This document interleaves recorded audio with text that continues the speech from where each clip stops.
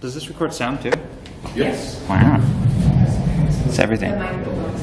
Oh, okay. Right there, yeah. Cool. So first some questions. Who here has heard of Gatsby before deciding to come here? Okay. So 4-ish, 5-ish. And so all of you build Drupal sites for like clients, whether it's internal, external, pretty much everyone. Okay. And how many like are using React or thinking seriously about using React on projects? So okay, so a lot more, about half. Cool. So Gatsby is an open source. I'll go to the next slide. Gatsby is a blazing fast static site generator for React, and it's a project I've been working on for a couple years now, and full time for the last year. And Gatsby, per the previous slide, it has good integration with Drupal, as I'll be showing later. So it's gotten pretty popular. It's up to 14,000 stars on GitHub. 2017, it's got over, just like the last week or so, it hit 1 million downloads on NPM. 375 plus contributors. It's being used by some increasingly large number of people, which is pretty fun to see. Like recently, the React website a few weeks ago moved to a new website powered by Gatsby. Mozilla recently launched this as well, introduction to CSS Grid. And anyways, then we have like a showcase on like the GitHub repo of like a bunch of sites that people are building with the framework. So yeah, I kind of want to start kind of like establish kind of context of where Gatsby came from. So, you know, if we think about the internet is this massive thing. It hit 1 billion users in 2005, 12 years ago. Since then, we're up to 3.8 billion now, so something like half the world's population, and it's still growing like super duper fast. But I think like a big part of that story though is that, you know, we here in the rich West have had the internet for quite a bit longer, and we generally have, you know, fast internet connections and so on and so forth. But most of these new people accessing the web for the first time, they're on like decent smartphones, but on, you know, crappy network connections, generally speaking. So some web technology trends, the rise of, you know, JavaScript-driven websites. There's been huge investments by all the browser manufacturers in improving, you know, the JavaScript engines, as well as the JavaScript frameworks and tooling. And also it's just kind of like, we used to have like a very firm distinction between apps and sites, but now kind of they're all blurring together. Other trends, kind of the rise of the cloud. You know, used to like provision your own servers back in the day, and now there's VMs, and even VMs are kind of, you know, becoming a lost art. You know, mainly just renting compute resources from some generic SaaS provider or PaaS provider. Just the need to like move faster, so, you know, techniques like continuous deployment, be able to like deploy multiple times a day and reliably keep improving your site through that. And just the general trend is, you know, do more with less. So we're scaling sites to more people, and we have to build them faster at lower cost. And like the competition, like the quality of a site, you know, it used to be 10 years ago you could build what would now be a terrible website and it'd be fine. So just the expectations for what we're doing keeps going up and up. And so, anyways, yeah, so this is, I mean, I've been building websites for a long time, and kind of a lot of these things kind of were on my mind when I was initially thinking about like how to design Gatsby, and then like since then, as I've just a few months ago, I completed a major rewrite of Gatsby. It's V1 release. And anyway, so just like how do you build, what's a website framework that you can build really fast websites that have really low operational cost, and you can like, it's very easy to build kind of the best websites that you can. So yeah, so let's actually look a bit at Gatsby. So Gatsby is a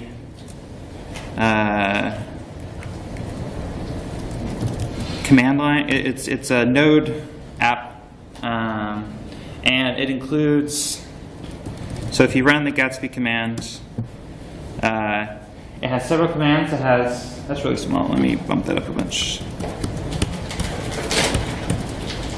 Can everyone see that? Yeah. The back? Okay. So it has a development command, which when you run that, it starts a development server that does like hot reloading of all the changes you make. So you like edit something, it hot reloads it in the browser, which is super cool. There's a build command, so it's a static site generator. So when you type that, it does like an optimized production build of your site, which you then deploy to any sort of static site hosting place. And then there's a serve command, which lets you like test the build command locally. And then there's this new command, which Gatsby has this concept of starters, which are basically just like GitHub repos of partially built sites.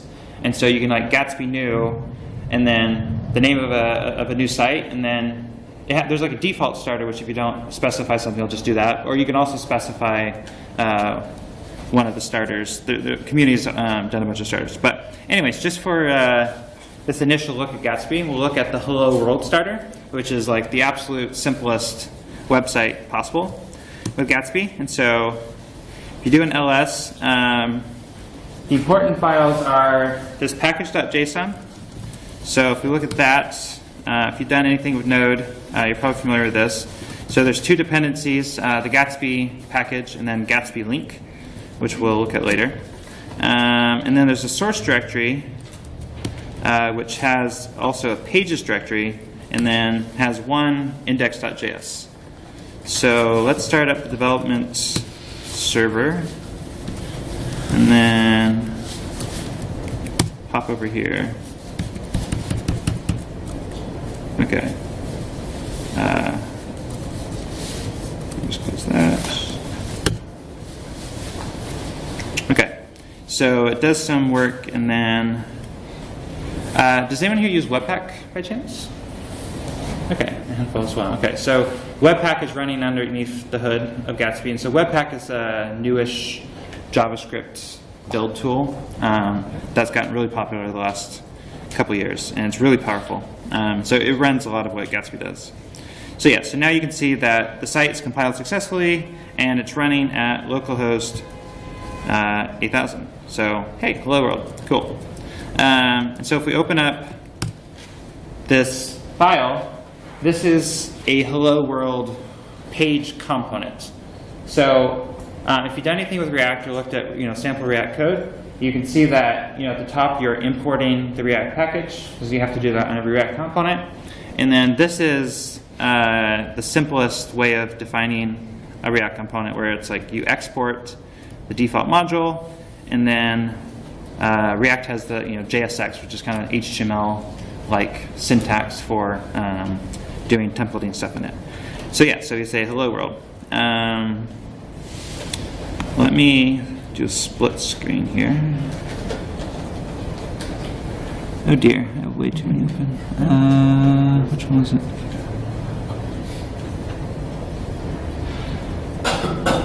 I don't.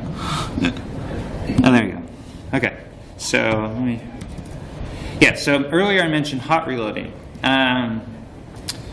So hot reloading is like you change something there, you save it, and then it just boom, updates. So we go back. Yeah. So you can like add on to this. You can say we like change this to an H1. You save that. What's happening? Anyways. You're not refreshing, that's happening client side. Yeah, it's happening client side. What's also cool too is that it does like a very surgical replacement of your change. So it actually only changes the exact like React component that you're editing. And it also, we won't get into it, but like React can do like stateful, it has like stateful components, and it can retain the state between hot reloads. So you can have like clicked around on something, edit the code, and then it'll keep. Actually, maybe I will show an example real quick. So anyway, so you can do like inline styles, so like color, red, whatever. Yeah, it's red. Cool stuff like that. Anyways, so Is there any kind of linter that does it, if you put invalid HTML or code in there? Yeah, so I have ESLint set up to run just in Vim. This is Vim. And so if I made a mistake, you know, it would yell at me. And there's also something, you might have seen like the text jumping around. It's like you can like change it and then it'll so this is something called Prettier, which just like automatically reformats your code, which is super nice. So this is like one page, but obviously when you do web stuff, you want multiple pages that like link to each other. So Gatsby, you saw earlier the Gatsby link package. So if you import that, then you can do link to, so you don't put href, you do to for no particular reason, basically. I don't know, somebody else made that convention. A second page. Cool.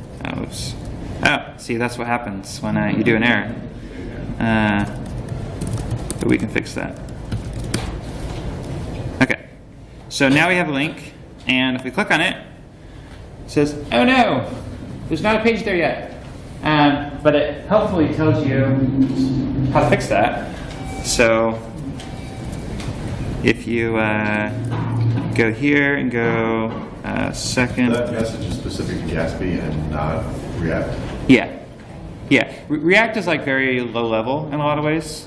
So Gatsby is like a framework to kind of make it more. Gatsby, the whole point is to make it really easy to use React for websites. So it kind of adds like website specific stuff that you want, like routes and other things that React doesn't have opinions on. So we do the same thing here. Let's do export default second page. So if we save that, then it'll boom, hot reload. And so then we can do same thing here.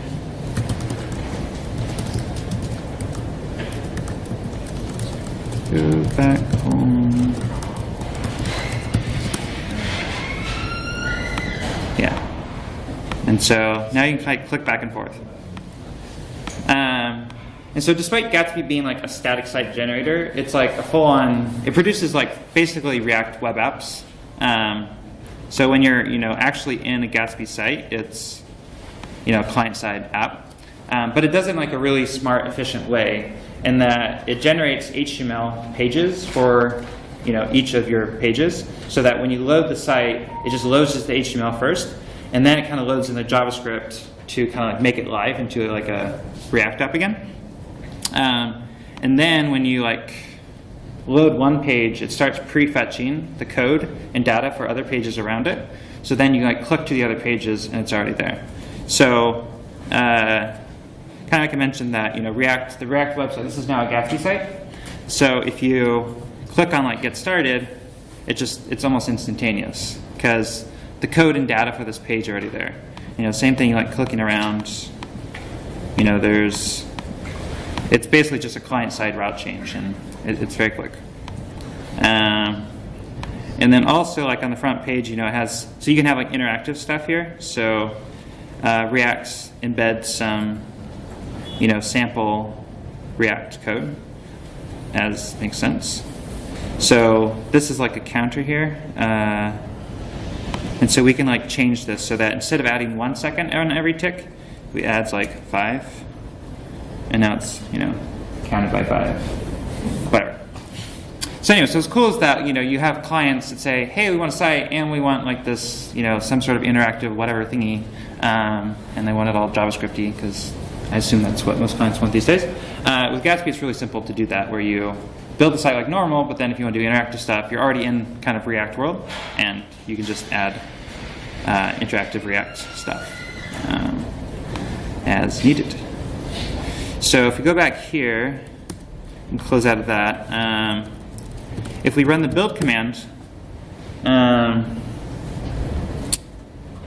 it does kind of like a multi-step build process. Builds the CSS, it builds production JavaScript bundles, and then it builds the HTML. So finished. And so then if we open up the public directory, let me. Whoa, that was weird.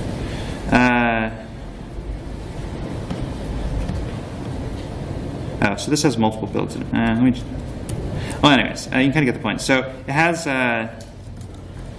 we do start at HTML. It has just that one, it has the index.html, but then it also has the second page, index.html. And then if we look at the JavaScript files, there's some duplicates here because it has multiple builds that have been done. But anyways, there's a few different bundles that go, including a bundle for each page.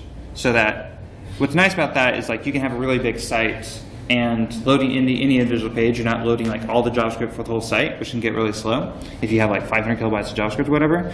So typically, you know, it'll only be loading like 80 kilobytes or something like that. So it's quite fast to get started with. Okay. Cool. Cool. We'll do more Gatsby demo stuff a bit later, but back to some slide stuff. And by the way, any questions as we go along, feel free to raise your hand. Normally I give talks that are much shorter than 45 minutes, so I may or may not have that much material. So if you have some question or want to send us off with some digression, by all means. Yeah. I guess you're going in this direction, but okay, so we have a Drupal site using the back end. How does it fit into this paradigm? Yes, that's a great question. I'll get there in a bit. I'm just going to talk a little bit. So, well, just to jump ahead a little bit. So, basically, Gatsby. So when Gatsby first started, it was kind of like a typical static site generator where it only worked with like Markdown and like JSON, other kind of like staticky on your file system type data sources. But that's like a huge limitation because most sites need a CMS. Like, there's very few sites that you can just go all hipster programmer and use Markdown and so forth. So the V1 at Gatsby, it has a way of building connectors to basically any external data source. So I'll demo the Gatsby Drupal integration, but it also works with like WordPress. It works with a bunch of like random APIs that people build integration with. So basically anything that has an API of some sort, you can create a connection to Gatsby. So first a bit of, just why is React so nice? React came out in 2013, and it was an internal project at Facebook that got a lot of adoption there, and then they open sourced in 2013, and then it's just kind of like taken over the kind of JavaScript world. I started using it in 2014, and I've been doing Backbone for several years before that. And anyways, yeah, so once I started using React, it just felt like night and day versus doing stuff with Backbone, and I've been extremely happy with it ever since. And so there's a lot of like really nice design ideas in React. And so just looking at a couple of them. So first is the mental model of React is like super simple, which is you can just kind of think of it as every time something changes in your app, it's basically everything renders again. And why that's simple is like our brains are good at thinking of like static relationships, but once we have to have like lots of things moving all at once, it just gets very complicated, and like it's hard to like think clearly about it. So has anyone here done, or have people here done like complex jQuery applications where you're just like manipulating DOM, all sorts? Okay. Yeah. We got a thumbs down over here. Yeah. What? It's not what? Pretty. Yeah, it's not pretty. It's really hard. It's doable, but it's just like it's a brain fuck. It's like simple manipulations are fine, but then you're like, oh, if the data comes from here, then we gotta like change it this way, and like, oh, we gotta handle these cases, and you just ship stuff that's like buggy, and anyways, it gets very complicated very quickly. In React, you just ignore all of that because it's just a simple. You have like state, you have data, and then you turn that into, DOM, into HTML, and you have to handle like different types of data and like different states of the data, but it's always like a data's this sense, it comes out this way.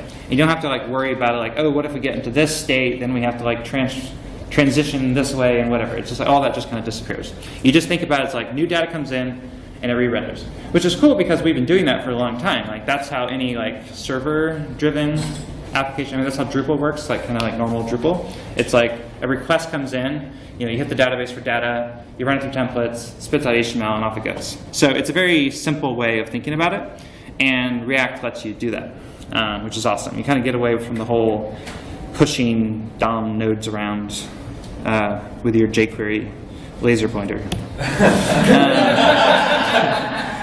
So, yeah. Well, I was kind of thinking earlier too about like, you have like a wooden stick and you're like trying to arrange rocks on the ground and you're like pushing rocks around and they bump into each other and you're like, no, and it rolls away and you're like, come back. And anyways, it's a mess.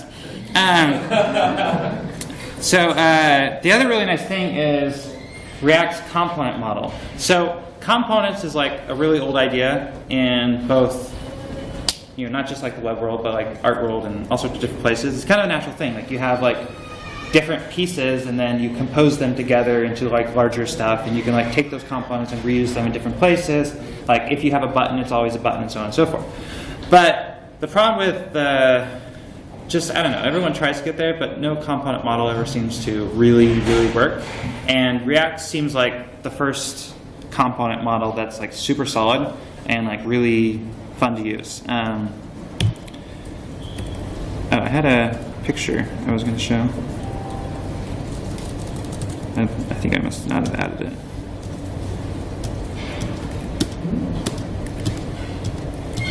it. Here we go.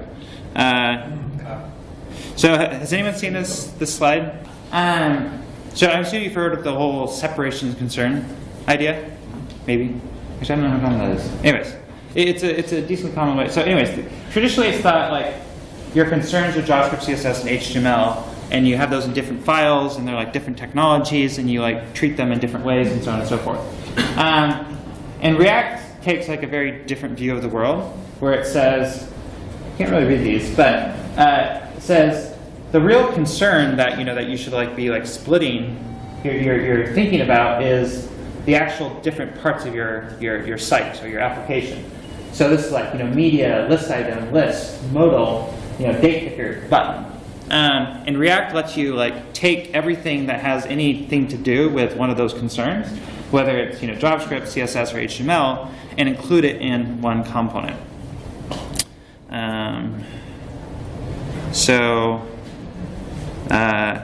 Somebody wrote a blog post this week on the Gatsby website, and he's like a WordPress developer, and he was just talking about how nice it was. Like managing everything in one place is such a cathartic experience.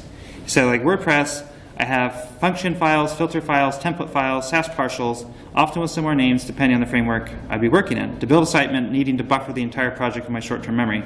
Not an easy feat to manage. But then once everything's in one place, like if client comes back and says like, hey, this needs fixed, you just like know that that's all in like the component that's responsible for that part of the site. And then you just go there and then you like tweak the CSS, you tweak the JavaScript, you tweak the HTML. So it's really easy to debug things, it's really easy to like modify things. And because you're like reusing that all across the site, it's like all across the site, it's like modified all at once. And it's really fun too. Then with hot reloading, it's just, you just like change something and then it's like, whoop, just kind of there. Yeah, and so, so React's taken off. As you probably saw, like the recent DrupalCon, Dries said that they're looking at using React in core, start rebuilding stuff there. So that WordPress is doing the same. They're rebuilding. They've been rebuilding for like the last year a lot of their administration stuff in React. So yeah, it's cool stuff. So so back to Gatsby and Drupal. So Gatsby has a plugins. You can do plugins, and so there's quite a few plugins. These are like official plugins, and then community plugins that people have built. And then all of these source ones are kind of what I was talking about earlier, where you have some sort of API, and then you can connect Gatsby to that API and pull in data. So there's one for Contentful, which is like a posted CMS, headless CMS, Drupal, just normal file system stuff, Hacker News, Lever, which is like a jobs application thing, Medium.com, MongoDB, WordPress, and there's some more down here, plus there's just other ones that aren't listed on here that I've seen that people are building.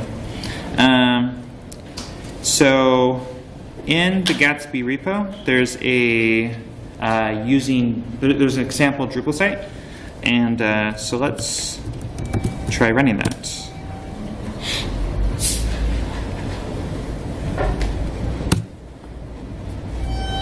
Oh, it has some debugging. I've been working on it the last day or so. It's a demo. Yeah. It's a little extra bonus.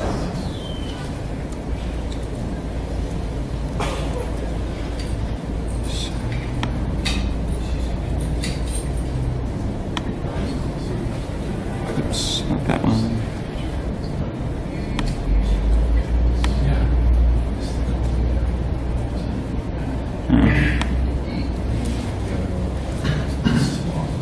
That's right.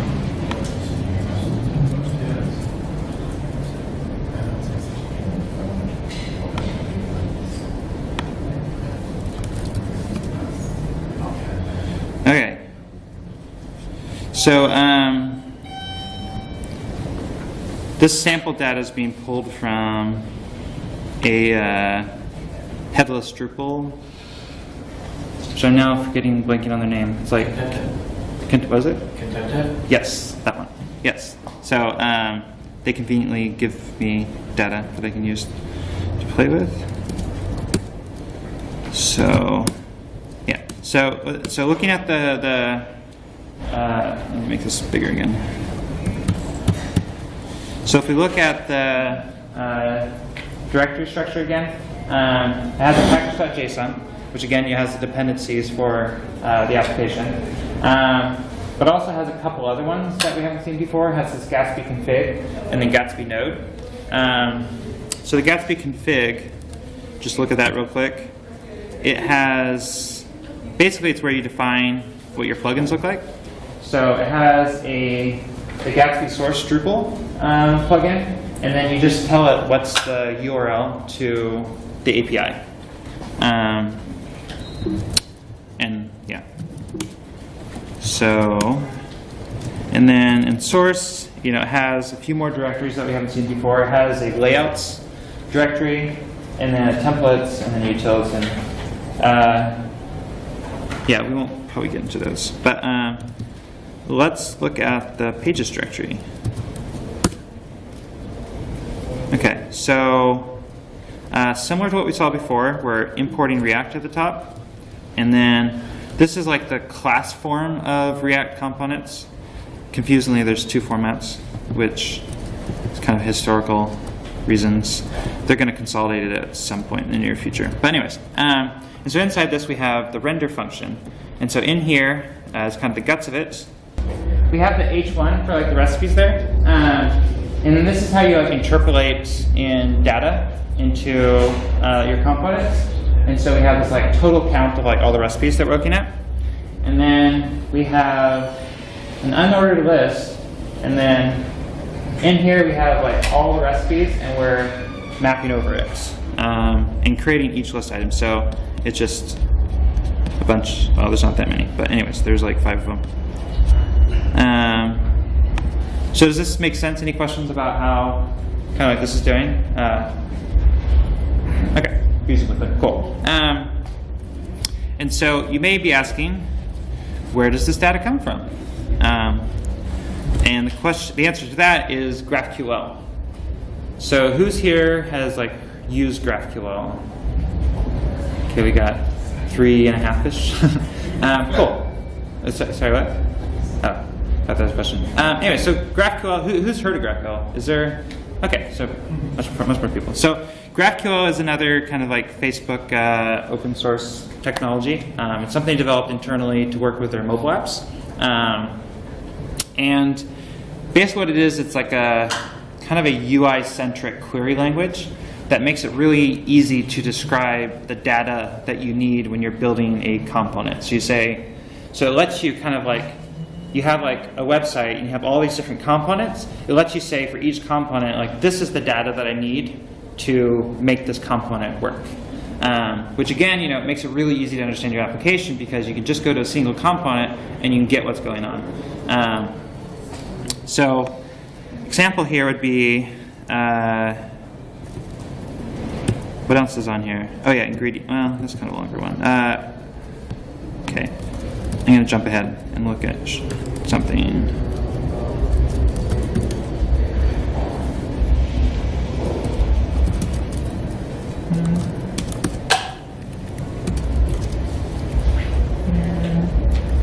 Okay, preparation time.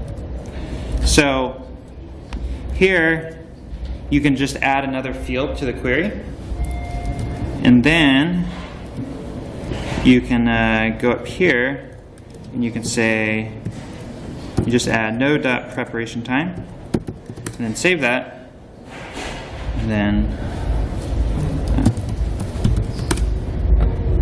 you know, and then it's added to it. So it makes it very fluid to say, I'm working in some part of my application, oh, I need more data, you add it to the query, you add it to your to the component, and then you can see it right away what happens. Which really speeds up like development and so forth. You have a question? Wow. Yeah. I agree, this is cool. It's much better than Twig. Twig, you have to clean the cache every time. Do you have to, sorry what? Clear the cache? Clean the cache all the time. Use Twig. Like, what cache? What do you mean? Twig with Drupal. It's the twig cat. Oh, there's a Twig cache? Yeah, I haven't used Twig. Sorry, yeah, I can't empathize with your pain because I haven't felt that pain. So no, yeah, no caches. It just sort of does its thing.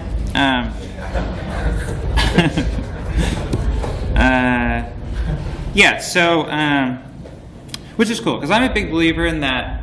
Like, you don't really. I mean, we all like kind of make fun of the waterfall process, but we kind of still do the waterfall process because anytime it gets too expensive to go from like an idea to trying it out. So, yeah. So you're pulling in the data from Contenta through JSON API, and then it goes somewhere and you're querying that through GraphQL? Yeah. So it pulls, it's basically like a sync process. So it like pulls the data into Gatsby, and then it generates a GraphQL schema from the data it pulls in. So actually, let me jump to. So you're not using the Drupal GraphQL? No. Yeah. The reason.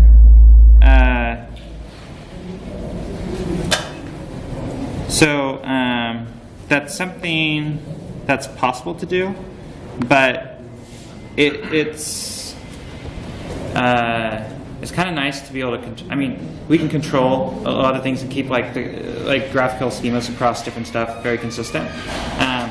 We can also do something that. So Gatsby has like built-in. It has ability to like query images, if that makes sense. So.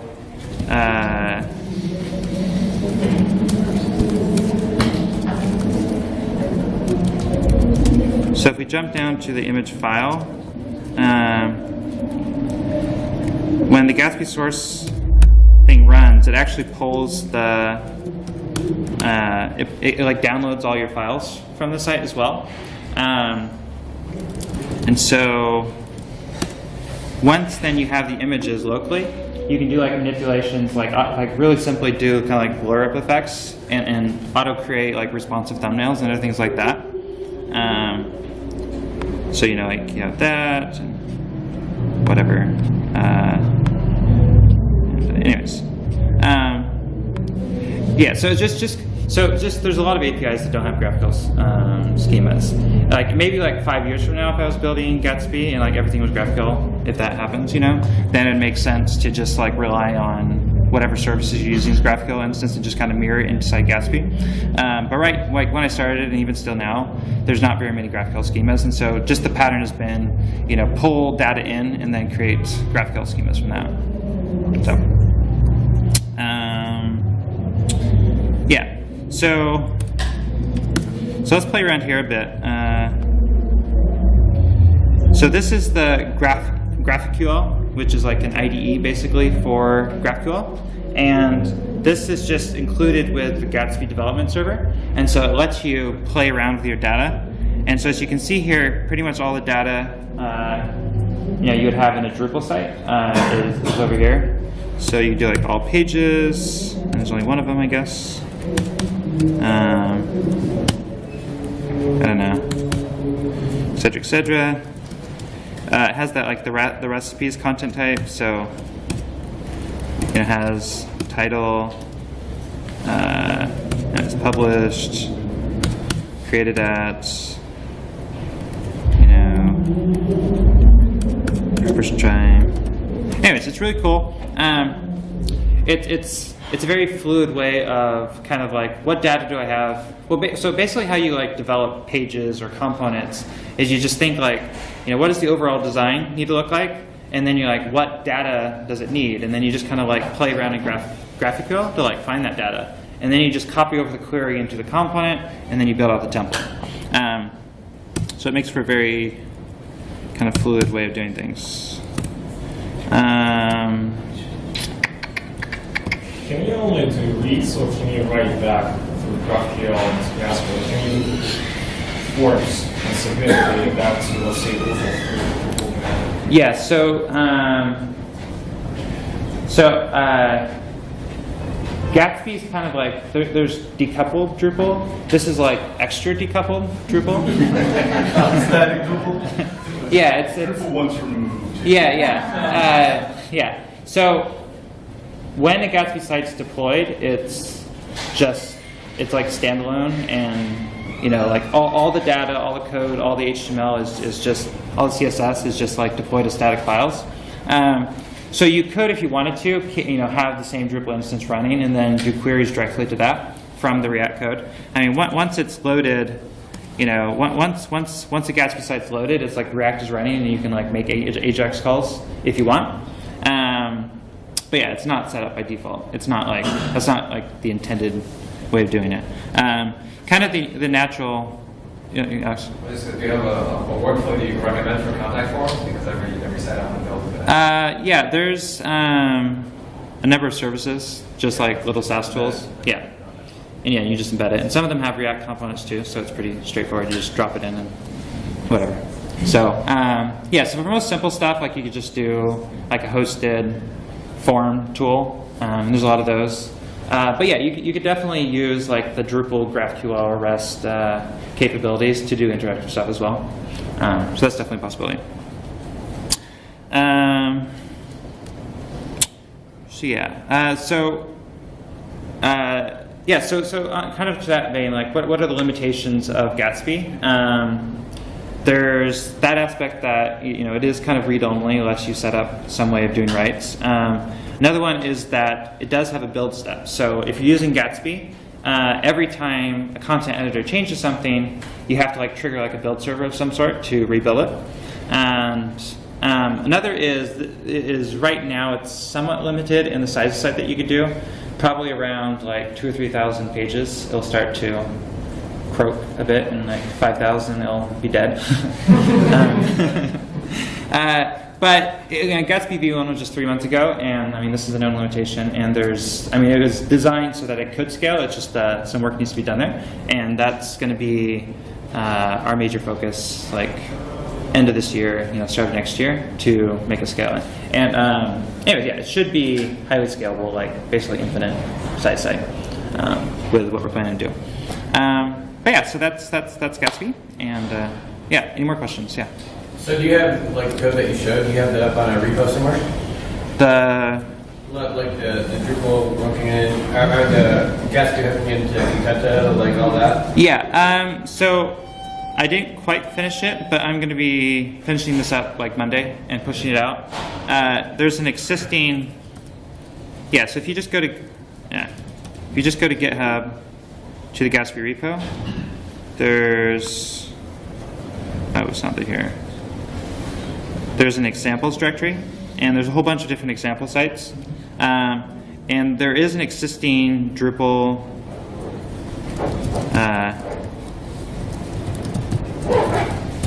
but I've been kind of like completely rewriting both the source plugin, Drupal source plugin, and the example site. So, anyways, this works, but it's not that interesting. But yeah, so you can look at this now and then look for Monday or Tuesday. The next version's gonna be up. So yeah, another question? So with the Drupal source plugin that you wrote, is it able to, like, does it automatically detect your content types and fields and your data structure within Drupal for you, or is that something that you had to program into the source plugin? Does that make sense? No, yeah, totally makes sense. Yeah, no, it's just using like the JSON API structure because it has like the relationship stuff. And so it takes all the fields and it discovers that, and then it adds links between like the relationship. So like if I added a new field to one of my content types in Drupal, the plugin would sort that out right away. Yeah, exactly, yeah. So so if you do like all recipes and then you open up relationships, it just has kind of the existing relationships there. So you can look at category. Oops. Anyways, main course, whatever. So yeah. So your local host 8001 site is making a duplicate of the Drupal data locally on 8001, and then is that also getting all that data loaded to the client? No, so it's just the Gatsby node process is doing that. Okay, so it's just doing that then to the client as needed. But you said that it was downloading like related pages. Oh yeah. So what I meant by that is if you open up. So some of it's getting cached client side pre-cache. Yeah. So if you open up GatsbyJS and look at the network tab, and then we clear that. If we go here, well, it lazy loads it too. So anyways, so as we scroll down the page, you can see it downloading the data for each of these pages so each time a link is like shows up on the page, it preloads the data for that. And so then when you click on that, it's like there already. So when you change something on the Drupal site, then what happens? How does Gatsby figure out that something got changed on the Drupal site and then reload all the data? Yeah. So what happens is that you have to have like a build server, which so when data changes on Drupal, you need to trigger the site being built again. And right now that's like 30 seconds to a minute or something like that to rebuild. And then, with what the work we're going to be doing, it should be, even for very large sites, it could be on the order of like seconds for making that live. So. And everything's being duplicated. Yeah. But computers are fast. So. And it's like incremental sync too. So like, it's like the initial duplication is slower, obviously, but it's human scale changes. So editor changes something, and it's like 20 kilobytes. So it's like nothing, to pull that over. So when you rebuild the site, it knows what's changed? Yeah. Question there? If you're part of this part of the world where you have slow internet connections, as you're loading pages, it's loading all those pages and links. Don't you think that would slow down there? Make things not better? Sure, it can. So I've played a ton with the prefetching to because that's been definitely a concern of mine, that you don't want to slow the site by prefetching other stuff you might not. Anyways, there'd be I don't know, there's an expression that I forget. But anyways, yeah. So what it does is it doesn't. So if we scroll down a bunch, it doesn't. It kind of it only prefetches one page at a time, basically, or one resource actually at a time. So it kind of limits that. And then also, if you click on a page that you need to fetch resources for it, it stops loading prefetching until everything on that page is loaded. So it's always as fast as possible to move on to the next thing. So ideally, it's already fetched something, and then if not, everything stops while the next page is loading. And so it already is like pretty smart about not trying to prefetch too much. But I want to build a service which will basically add analytics to your site. So it just says like, hey, what pages do people go to? So like if you land on this page, what are the top 10 ones you go to? And then like, oh, nobody ever clicks on these other ones. It'll only prefetch the ones that people actually go to. Stuff like that. So there's like some really good optimizations that can be do. They're pretty straightforward to do. So the prefetch that doesn't fetch only the data? It's data and code. And code? Yeah. Okay. And so it's bundled CSS, JavaScript, HTML. Yeah, the bundles, well, the bundles, yeah, it's possible the bundles have CSS. There's CSS and JS, which is like a way of like splitting your CSS into the components, and then you kind of like pull in the CSS along with the JavaScript bundles, which is really nice because then you're not loading all your CSS for your entire site on every page, just the CSS that's needed for that page. But yeah, right now it's basically just JavaScript and data. But it should be possible also to prefetch like images and other things like that. So you could say like you have some header image on the next page, and you can prefetch that. So when you click on it, it's like, whoop, it's there, which would be cool instead of waiting. Cool. In the back. Out of curiosity, how do you make money? Great question. I've just been consulting with companies who are using this so far, and I'm working on a startup right now, so probably raise some money and so forth, and then get customers, of course, too. Normal. So developer tools company. Yeah. So another off-topic one. The app where you split your screens. What was that? That's just Matt. It's just confusing. Yeah. Hold down the green. So you just hold down on this on the full screen, and then you just drop it in one of the others. Oh. It's like just like the latest or the. Just high zero. Yeah, just one of the latest versions did that. Thank you. Yeah, it's pretty cool. Why did you mess with Cool. I have another question. Yes, Alex. About Gatsby. Yes. I was wondering so clearly the component code that we're looking at is being run both server side and process and client side to render this stuff. And I'm just wondering if you edit a CSS, are you triggering a rebuild of anything, or like if you edit the JSX template, like does the nodes process do something at that point? Yeah. So that's Webpack is like what's handling all that building of that stuff. So Webpack basically just says, oh, hey, one of the JavaScript files changed, and then it reprocesses it, and then pushes it to the client, and then does that hot reloading thing where. Is Webpack spelled that way, or Sorry, what? is Webpack actually spelled that way? Webpack. Yeah, Webpack, but it's like one word. Okay, thanks. Yeah, it's like. But I mean, is it slow if you have 1,000 pages? It does get slower at some point, but I mean, yeah, up to it's except for like extremely large sites, it's pretty reasonable. Like any unless it's like a really massive, site with like say 50 different screens, you're going to be just fine. Yeah. If I remember correctly, you do support Markdown as a data source, right? So I mentioned you can write content in Markdown, and then Gatsby is going to render it. Yeah. Do you have any recommendation for like a Markdown editor or a way for the end user, like the content editor, to simplify the process of editing Markdown for them? So like Ghost has a really nice editor where you can just write things easily and drag and drop images, and it's going to do everything for you there. So is there something like that that you can recommend to use with Gatsby? Yeah, so this is pretty nice. This is an open source Markdown CMS that's designed to work with static site generators. I know Netlify is a startup that's doing like hosting for static sites, and they've been putting a lot of work into this. So I haven't used it myself, but I know people talk about using it with Gatsby, so that's something to look at. I assume Drupal has like a Markdown editor, maybe? I don't know. It seems like a reasonable thing to do. But maybe you could write that. You can write a really good Drupal Markdown.